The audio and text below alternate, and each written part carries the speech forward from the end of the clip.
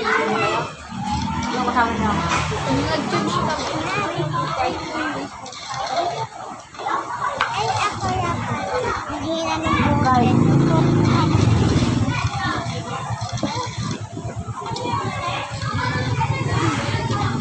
Nauna ni swimming pool.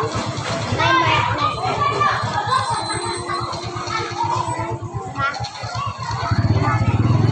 Ito. Ayan. Kalalayo ba to? Ha? Kalalayo ba yan? Hindi naman kalala eh. Kalala mo yun. Kayo, ano niya? Pag nakita nyo, sabi mo lang sa comment. Lagay mo lang sa comment. Kasi, ano ito? Ano mo?